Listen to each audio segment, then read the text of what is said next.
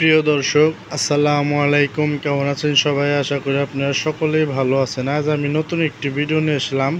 সেই ভিডিওটা হলো গাভী হিটে আসলে কি দেখে আপনি বুঝতে পারবেন গাভী হিটে আইছে, সে সম্পর্কে ভিডিওটা দিব। সবাই ভিডিওটা পুরো মনোযোগ দিয়ে সহকারে দেখবেন এবং কি এই ভিডিওটা শুধুমাত্র খামারিদের জন্য, বুঝছেন? শুধুমাত্র খামারিদের জন্য। তাদের সম্পর্কে এখন বলবো, তারা পুরো ভিডিওটি দেখতে থাকুন। দেখুন, আমার খামারে প্রায় গরুই প্রেগনেন্ট হয়ে গেছে। এখন এটা আছে, যেমন এটা তো দেখাইতেছি। এই গাভিটা তো মাজা কিন্তু একবার সেম একই ঠিকই থাকবেই। আর প্রথম হলো দেখবেন ঘরগুলো এই যে ফুলা, এই দেখুন কত ফুলে গেছে।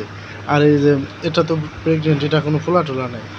এটা ঘর ফুলে গেছে এবং কি প্রস্রাবের রাস্তা দিয়ে হালকা পরিমাণ মিউকাস ভাঙবে, ভালো রকমই ভাঙবে, যেটা কিনে হারে পুরোপুরিভাবে হিটাইছে সেটা একদম সুন্দরভাবে মিউকাসগুলো ভাঙবে। এবং কি পিঠে হাত দিলে বাদে একটু একটু বাঘ দিবে, হাত দিব দেখুন, একটু করে বাঘ দিব।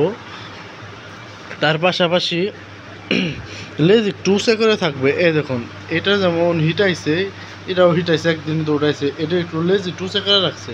আর এগুলো হিট নাই, দেখুন এগুলো লেজ একবারে সমান, একটু একটু উঁচু করে আছে। আবার কত গরু আছে হিট আসলে বাদে গরু লাফালাফি করে, দুধ দহন করতে দেয় না। তার পাশাপাশি ফাল দিয়ে এই যে ইতে উঠে, ঘোড়া বলেন আপনারা, আমরাও ঘোড়া বলি, ঘোড়ায় উঠে, বা কোনো গরু উপর দিয়ে উঠতে চায়। ষাঁড় গরু থাকলে বাদে একটু দান লাফালাফি করে। ষাঁড় গরু কিন্তু কত সময় ফাল পারে, তো দেখবার তার খামারে গরু হিটে আসে। এইগুলো হলো লক্ষণ।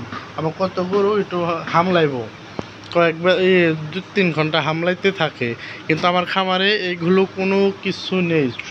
সিমটমভাবে আমার খামারে হিট আসে, ঠিকই বোঝা যায় না। সিমটমগুলো দেখা দিব খুবই শান্ত প্রকৃতির। এই তো হিটাইছে, কোনো কিচ্ছু করবে না, লাফাইব না, লাথেব না, এবং কি আমলাইব না, গরুর উপর দিয়ে উঠবো না, চারে উঠবো না, কিচ্ছু না, সাধারণ গরুর মতোই থাকবে।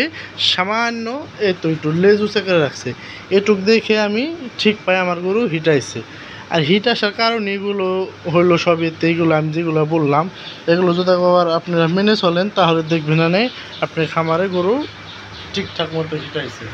এটা আমার এই সার কিন্তু জানেই না গরুর হিটাইছে, কারণ এগুলোকে আমি ওষুধ খাওয়াই থাকি। ওষুধ খাওয়াইলে বাদে সারগুলো পাইজাম একটু কম করে। এইভাবে খাবারটা আমি চালাইতেছি। আর এবং কি আমার ওই সাদাটা কিন্তু হিট আসছিল না। কিছু আমার ওষুধ আছে আমার খামারে, যেগুলো ওষুধ আমি খাওয়াই থাকি, এই ওষুধ খাওয়াইছি, পুরোপুরি ডোজ শেষ করতে পারি নাকি হিট এসে গেছে, কিন্তু বীজ এখন দিব না। ডোজটা আমি পুরোপুরি শেষ করে তারপর বীজ দিব। কারো যদি একবার এই হিটে আসার যদি কোনো ওষুধ লাগে বলবেন, গ্যারান্টি সহকারে দেওয়া যাবে। আবার যেগুলো ভাজা বলেন বা গরু কখনই এই যে বাচ্চা ধারণ করবে না, সেগুলো গরু কিন্তু কোনো গ্যারান্টি নাই। আর যেগুলো গরুর হিট আসে, কনসেপ্ট করে না, এবং কি হিট ঠিকঠাক মতো আসতো কিন্তু পরে হিট আসলো না, এই সমস্ত গরুর চিকিৎসা দেওয়া যায়। আর যেগুলো কিন্তু বাজা গরু, সেগুলো কিন্তু যতই চিকিৎসা দেন কোনো ক্ষমতা নাই যে তাই সেই গরুটা হিটে আসা। শুধুমাত্র একমাত্র মহান আল্লাহ তাআলা ছাড়া কেউ প্রতি ভরসা রাখবেন না, এই হলো কাজ। আর যাই করবেন না কেন আল্লাহর উপর বিশ্বাস রেখে গরুর এই ওষুধ পানি খাওয়াবেন। আমি তো সবগুলোরই ওষুধ পানি খাওয়াই একমাত্র শুধু মহান আল্লাহ তাআলার পুরো বিশ্বাস রেখে, তাছাড়া আর কোনো দেখতাছি না। এই যে এগুলো মাশাআল্লাহ দুসারা হয়ে গেলে বা এগুলো হিট এসে যাবে। এত সবগুলো গরুর দুপুরের টাইম, গরু শরীরে পানি দেওয়া হয়ে গেছে। তাই সবাই ভালো থাকবেন, সুস্থ থাকবেন। আসসালামু আলাইকুম।